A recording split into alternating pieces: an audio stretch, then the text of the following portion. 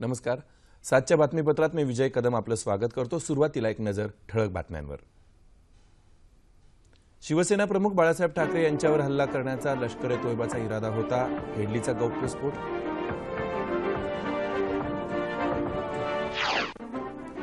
सव्वीस 11च्या हल्ल्यानंतर अल-कायदासाठी भारतावर हल्ल्याची तयारी करत होतो.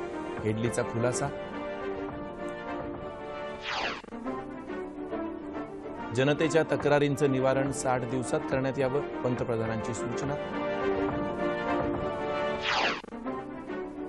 पुण्यात फर्ग्युसन कॉलेज परिसरात झालेल्या संघर्ष प्रकरणात पोलिसांकडून गुन्हा दाखल. परस्परांमध्ये बंधुत्वाची भावना निर्माण करणारा रंगोत्सव आज देशभरात उत्साहात साजरा. राज्यात दुष्काळाचं सावट असल्यामुळे पाण्याचा वापर टाळून फक्त रंगाचा वापर करत होळी साजरी. आणि T20 विश्वचषक क्रिकेट स्पर्धेनंतर निवृत्त होण्याची ऑस्ट्रेलियाचा अष्टपैलू क्रिकेटपटू शेन वॉटसनची घोषणा. नमस्कार. आणि आता सविस्तर वृत्त. शिवसेना प्रमुख बाळासाहेब ठाकरे यांच्यावर हल्ला करण्याचा लष्कर-ए-तोयबा या दहशतवादी संघटनेचा इरादा होता, असा गौप्यस्फोट 26 11च्या मुंबई दहशतवादी हल्ला प्रकरणातला माफीचा साक्षीदार डेव्हिड कोलमन हेडली यांना आज केला. हा हल्ला करण्याची जबाबदारी सोपवलेल्या व्यक्तीला पोलिसांनी अटक केली होती, मात्र तो पोलीस कोठडीतून निसटून गेल्याचं हेडलीनं सांगितलं. मुंबईतल्या सत्र न्यायालयात व्हिडिओ कॉन्फरन्सिंगद्वारे चालू असलेल्या उलट तपासणीत हेडलीनं हा गौप्यस्फोट केलाय. आपण 2 वेळा शिवसेना भवनला भेट दिली होती, असंही हेडलीनं सांगितलंय. 26 11 नंतर भारतावर हल्ल्याची तयारी करत होतो, पण ही तयारी अल-कायदासाठी करत होतो, असा खुलासाही त्याने केलाय. 26 11च्या दहशतवादी हल्ल्यातील 10 हल्लेखोरांना आपण व्यक्तिशः भेटलो नव्हतो, असं हेडली म्हणालाय. मात्र एका हल्लेखोराचं छायाचित्र आपण इंटरनेटवर पाहिलं होतं, असं सांगून हेडलीनं हा हल्लेखोर अजमल कसाब असल्याचं स्पष्ट केलंय. 26 11च्या हल्ल्याप्रकरणी अमेरिकन न्यायालयानं आपल्याला 35 वर्ष तुरुंगवासाची शिक्षा ठोठावल्याचं हेडलीनं सांगितलंय. या हल्ल्यातला प्रमुख सूत्रधार असलेल्या अबू जुंदालचे वकील अब्दुल वहाब खान यांनी हेडलीची उलट तपासणी घेतली. या संदर्भात विशेष सरकारी वकील उज्ज्वल निकम यांनी अधिक माहिती दिली.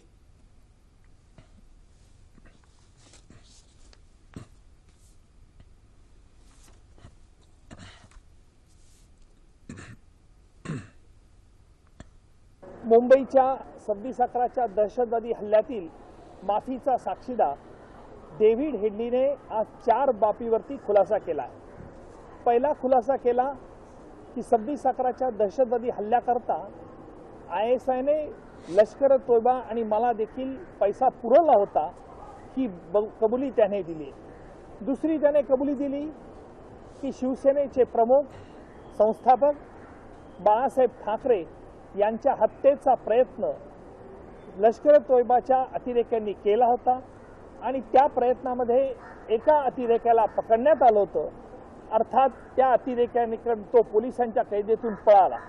अर्थात डेव्हिड हेडलीने ही बाब देखील कबूल केली की त्याला याची प्रत्यक्ष माहिती नाही, परंतु त्याने लष्कर-ए-तोयबाच्या इतर त्याच्या साथीदारांकडून ऐकलं होतं. डेव्हिड हेडलीची उलट तपासणी अपूर्ण आहे, ती उद्या होईल आणि गरज भासल्यास फेर तपासणी सरकारतर्फे मी करणार आहे.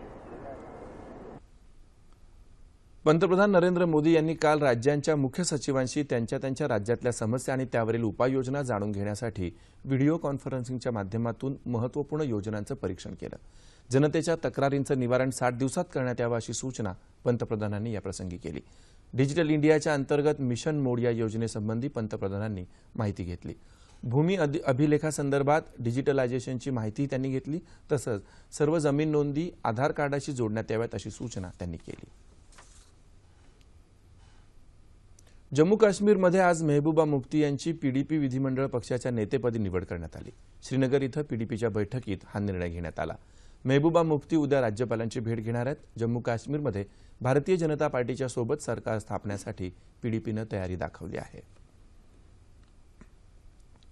पुण्यात फर्ग्युसन कॉलेज परिसरात राष्ट्रवादी काँग्रेसचे कार्यकर्ते तसंच अखिल भारतीय विद्यार्थी परिषद आणि भारतीय जनता युवा मोर्चाच्या कार्यकर्त्यांमध्ये झालेल्या संघर्ष प्रकरणात पोलिसांनी 200हून अधिक अज्ञात व्यक्तींविरुद्ध दंगलीचा गुन्हा दाखल केला. या घटनेदरम्यान राष्ट्रवादी काँग्रेसचे आमदार जितेंद्र आव्हाड यांना धक्काबुक्की झाली होती. काल रात्री उशिरा भारतीय दंड संहितेतल्या कलमानुसार पोलिसांनी गुन्हा दाखल केलाय. परस्परांमध्ये बंधुत्वाची भावना निर्माण करणारा रंगोत्सव आज देशभरात साजरा करण्यात आला। राष्ट्रपती प्रणव मुखर्जी, उपराष्ट्रपती डॉक्टर हमीद अन्सारी तसंच पंतप्रधान नरेंद्र मोदी यांनी देशवासियांना धुळवडीच्या शुभेच्छा दिल्या। देशातल्या दिग्गज राजकीय नेत्यांनी उत्साहात गुलाल उधळत रंगोत्सव साजरा केला। सीमेवर देशरक्षणासाठी सदैव सज्ज असलेल्या सैनिकांनीही एकमेकांना रंग लावून धुळवड साजरी केली।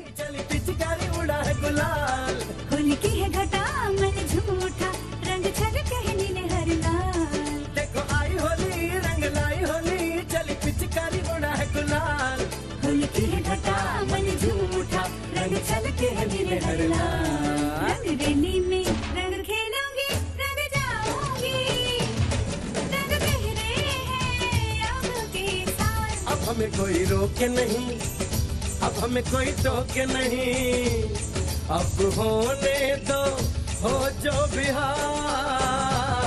देखो आई होली रंग लाई होली, चली पिचकारी गुलाल गुलाल, होली की है घटा मन झूठा, रंग छलके नीले लाल।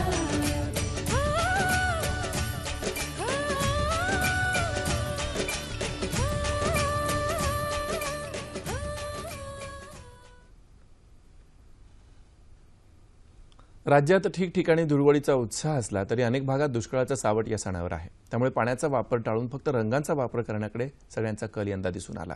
राज्यात साजरा करण्यात आलेल्या अनोख्या रंगोत्सवाचा हा वृत्तांत।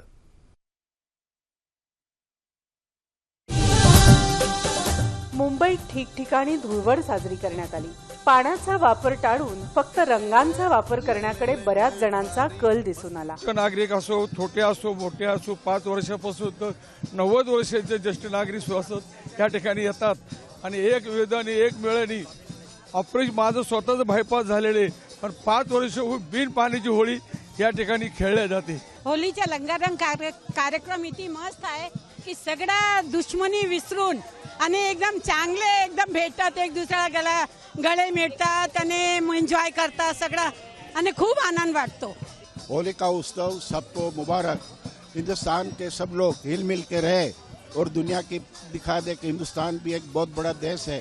कौन किसने हमारा दिल दुभाया ये कभी मत सोचना, ये कभी मत सोचना कि किसने हमारा दिल दुभाया।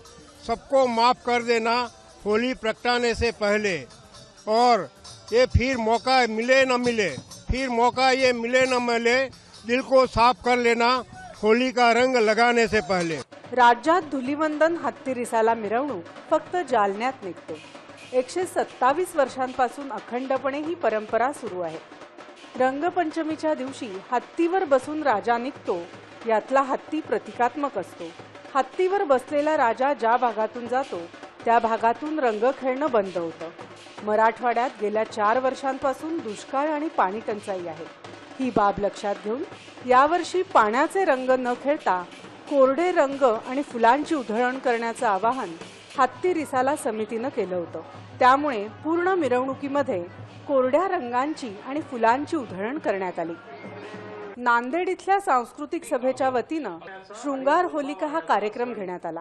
होळीचं शुद्ध रूप म्हणजे शिशिर ऋतू आणि पळसाची फुलं। या फुलांच्या सजावटीनं रसिकांच्या सहभागात मराठीतल्या नामवंत कवींच्या शृंगार रसात भिजलेल्या रचना डॉक्टर नंदकुमार मुलमुले आणि ज्येष्ठ रंगकर्मी लक्ष्मीकांत तांबोळी यांनी सादर केल्या। तो पंडित असेल, दुसरा शाहीर समोर उभा आहे, कलगीवाला असेल, तुरेवाला असेल। अखिल भारतीय अंधश्रद्धा निर्मूलन समितीच्या जिल्हा आणि तालुका शाखांच्या वतीनं नागपूर इथं 20व्या लोकजागर स्मशान होलिका उत्सवाचं आयोजन करण्यात आलं होतं। यावेळी गझल नवाज भीमराव पांचाळे यांच्या जगण्याचा विश्वास गझल गायनाची मैफल स्मशानात रंगली होती। सेवाग्राम रेल्वे स्थानक मार्गावरच्या स्मशानभूमीत होळीच्या पर्वांवर गझलच्या सुरांनी आणि हास्य रंगांनी वेगळाच रंग भरला। वर्धेकर रसिकांनी हिंदी आणि मराठी गझलांचा आनंद घेत पौर्णिमेच्या रात्री नीरव शांततेमध्ये अंधश्रद्धेला मूठमाती दिली।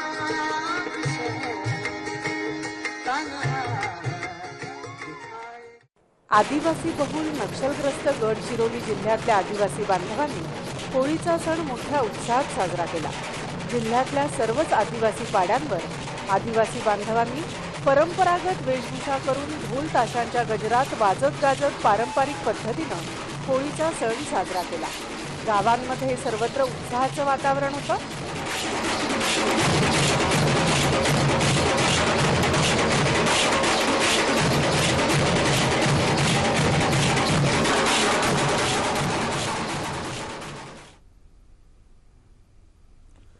बुलढाणा जिल्हा स्वाभिमानी शेतकरी संघटनेच्या वतीनं कापसाला योग्य भाव मिळावा या मागणीसाठी काल कापसाची होळी करून आंदोलन करण्यात आलं. शासनानं कापसाला पुरेसा भाव देऊन कापूस उत्पादक शेतकऱ्यांना न्याय द्यावा अशी मागणी स्वाभिमानी शेतकरी संघटनेच्या कार्यकर्त्यांनी केली आहे. कापसाची होळी करून शेतकऱ्यांनी यावेळी शासनाचा निषेध नोंदवला.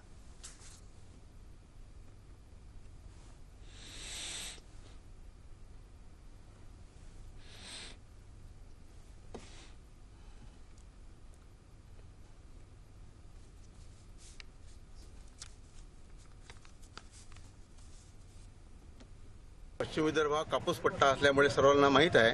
आणि तांत्रिकदृष्ट्या जर महाराष्ट्र शासनानं 50% आणेवारी 50 पैशापेक्षा आणेवारी कमी जाहीर केली तर कापूस उत्पादनास का मदत भेटत नाही किंवा भावसुद्धा भेटत नाही. त्याच्यामुळे सर्व शेतकरी हवालदिल झाले. त्याच्यामुळे आजचा रोज हा जो होळीचा सण आहे की तो निषेध म्हणजे चांगल्या गोष्टीचा निषिद्ध गोष्टीचा निषेध करण्याचा हा दिवस आहे.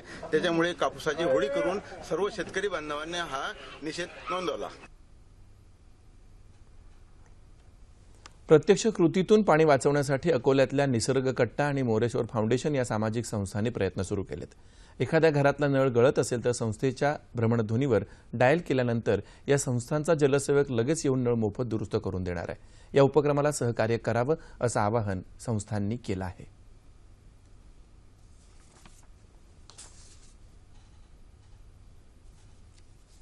आम्ही घरोघरी जाऊन नळ दुरुस्त करून देत आहे. आम्हाला याचा चांगला प्रतिसाद मिळालेला आहे. प्रचंड जवळपास आम्हाला 150 लोकांचे याच्यातून फोन आलेले आहे. आतापर्यंत आम्ही 50 लोकांचे नळ दुरुस्त करून दिलेले आहे. दुष्काळी स्थिती आणि अन्नधान्याच्या उत्पादनादरम्यान चारा लागवडीसाठी प्रक्षेत्र नाही, यामुळे वैरणीची टंचाई निर्माण होते आहे. त्यावर पर्याय शोधत कमी जागेत कमी पाण्यात अधिक पौष्टिक चारा निर्मिती करण्याचा प्रयत्न जळगावात पाहायला मिळतोय. पाहूया त्याचा वृत्तांत. जळगाव शहरापासून 8 किलोमीटर अंतरावर असलेल्या कुसुंबा इथल्या अहिंसा तीर्थ गोशाळेत सुदृढ गायींसह भाकड गायींना आश्रयस्थान दिलं जातं. ही एक आदर्श गोशाळा म्हणून ओळखली जाते. 45 एकर क्षेत्रात असलेल्या या गोशाळेत 3000 गायी आहेत. मोठ्या संख्येनं असलेल्या या गायींच्या संगोपनासाठी चाऱ्याची आवश्यकता भासत असल्यानं या गोशाळेला जिल्ह्यातून तसंच बाहेर गावाहून ओला आणि सुका चारा मागवावा लागतो. यावर उपाय म्हणून या गोशाळेनं हायड्रोपोलिक तंत्रज्ञानाच्या सहाय्यानं शेती आणि मातीचा वापर न करता मक्यापासून चाऱ्याची निर्मिती हा अनोखा प्रयोग यशस्वी करून दाखवलाय. या गोशाळेचे व्यवस्थापक अभय सिंग आणि चारा निर्मिती प्रकल्पाचे व्यवस्थापक आर गुजर यांच्या मार्गदर्शनाखाली हायड्रोपोलिक तंत्रज्ञानानं चारा निर्मिती प्रकल्प उभारण्यात आला आहे. या प्रकल्पात एका रॅकमध्ये किमान 10 ते 15 ट्रे बसत असल्यानं कमी जागेत जास्त चाऱ्याची उगवण होते. केवळ पाण्याचा फवारा मारावा लागत असल्यानं रसायन विरहित हिरव्या चाऱ्याची केवळ 10 दिवसात निर्मिती होते. सध्या प्रायोगिक तत्वावर राबवल्या जाणाऱ्या या प्रकल्पामुळे 30 गायींना पुरेल इतकी चारा निर्मिती होते आहे. 2 किलो मक्का में 18 से 20 किलो चारा 10 से 12 दिनों में होता है. इसका प्रोसेस मक्का को 24 घंटे पानी में भिगो के रखना, उसके बाद में 24 घंटे कैरेट में रख करके उसको अंकुरित करना, अंकुरित होने के बाद में उसको 2 किलो पर कैरेट में 3 बाई 2 के कैरेट में डालना और उसके बाद में उस कैरेट को 10 या 12 दिन में वो 18 से 20 किलो चारा मिल जाता है. प्रथिनयुक्त चारा दुधाळ गायींसाठी अत्यंत उपयोगी आहे. त्यामुळे दुष्काळग्रस्त भागासाठी हा प्रकल्प नवसंजीवनी देणारा ठरेल यात शंका नाही. आज जागतिक क्षयरोग दिन. पूर्वी जीवघेण्या ठरलेल्या क्षयरोगावर आज प्रभावी औषधोपचार उपलब्ध आहेत. ही औषधं रुग्णांनी काटेकोरपणे घेतल्यास क्षयरोग पूर्णपणे बरा होऊ शकतो, हेही आता सिद्ध झालंय. गरज आहे ती उपचारांविषयीच्या जनजागृतीची. सरकारी पातळीवर प्रयत्न चालू आहेत, मात्र त्यात जनतेचाही सहभाग आवश्यक आहे.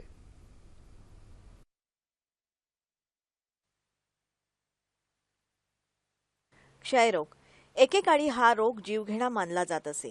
त्या काळी ह्या रोगावरती प्रभावी औषधोपचार नसल्यामुळे ह्या रोगाविषयी जनमानसात भीती होती. 24 मार्च 1882 या दिवशी डॉक्टर रॉबर्ट कॉक यांनी मुंबईतल्या ग्रँट वैद्यकीय महाविद्यालय आणि सर जे रुग्णालयात काम करत असताना क्षयरोगास कारणीभूत असणारा मायक्रोबॅक्टेरियम ट्युबरक्युलोसिस या जीवाणूचा शोध लावला आणि मग त्यावर उपचार करणं शक्य झालं. आता हा रोग पूर्णपणे बरा होऊ शकतो. त्यासाठी 6 महिने किंवा त्यापेक्षा जास्त काळ औषधोपचार घेणं आवश्यक असतं.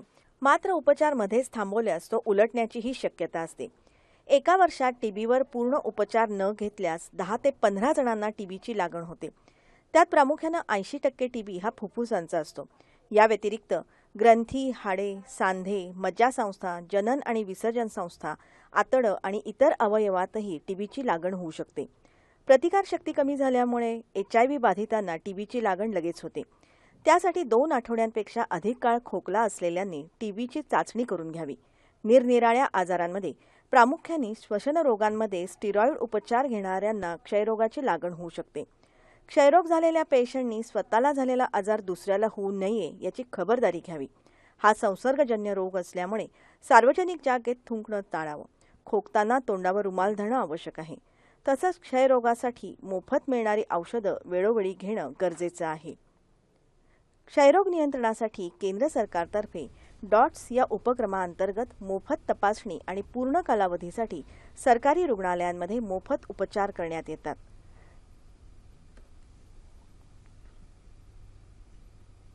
पुण्याजवळच्या बालेवाडी इथल्या क्रीडा संकुलात कालपासून 26व्या राष्ट्रीय तलवारबाजी स्पर्धेला प्रारंभ झाला. या स्पर्धेत देशातल्या 30 संघांमधून 500हून अधिक स्पर्धक सहभागी झालेत. राज्य आणि पुणे तलवारबाजी संघटनेने आयोजित केलेल्या या स्पर्धेत फॉईल, इप्पी आणि सेबर अशा 3 प्रकारचे सामने होणार आहेत. या स्पर्धेत विजयी होणाऱ्या संघाला चीनमध्ये होणाऱ्या आशियाई अजिंक्यपद स्पर्धेत सहभागी होता येईल. येत्या रविवारी या स्पर्धेचा समारोप होईल.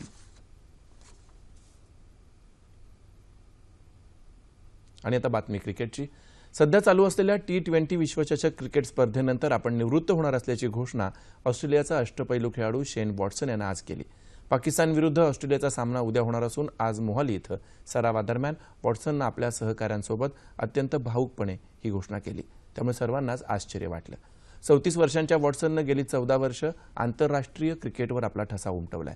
दक्षिण आफ्रिकेविरुद्धच्या एकदिवसीय सामन्याद्वारे वॉटसननं आंतरराष्ट्रीय क्रिकेटमध्ये पदार्पण केलं होतं. 59 कसोटी सामन्यांमध्ये 3731 धावा वॉटसनच्या नावावर जमा आहेत. तर 190 एकदिवसीय सामन्यांमधून त्यानं 5757 धावा केल्यात. या व्यतिरिक्त वॉटसननं कसोटीत 75 तर एकदिवसीय क्रिकेटमध्ये 168 गडी बाद केलेत. T20च्या आतापर्यंत खेळलेल्या 56 सामन्यांमध्ये वॉटसननं 1400 धावा केल्यात तर 46 गडी बाद केले आहेत. हवामान वृत्त. येत्या 36 तासात उत्तर मध्य महाराष्ट्र आणि विदर्भातल्या तुरळक भागात पाऊस पडण्याची शक्यता असून राज्याच्या उर्वरित भागात हवामान कोरडं राहील असं हवामानशास्त्र विभागानं म्हटलं आहे. तापमान अंश सेल्सिअसमध्ये. मुंबई कमाल 33, किमान 23. नागपूर 40 आणि 16. पुणे 39 आणि 17. औरंगाबाद 39 आणि 18. नाशिक 39 आणि 16. कोल्हापूर 38 आणि 22. रत्नागिरी 31 आणि 22. सोलापूर 42 आणि 25. आणि अमरावती कमाल 41, किमान 22 अंश सेल्सिअस. शेवटी पुन्हा एकदा ठळक बातम्या. शिवसेना प्रमुख बाळासाहेब ठाकरे यांच्यावर हल्ला करण्याचा लष्कर ए तोयबाचा इरादा होता. हेडलीचा गौप्यस्फोट. 26/11च्या हल्ल्यानंतर अल कायदासाठी भारतावर हल्ल्याची तयारी करत होतो. हेडलीचा खुलासा. जनतेच्या तक्रारींचं निवारण 60 दिवसात करण्यात यावं, पंतप्रधानांची सूचना.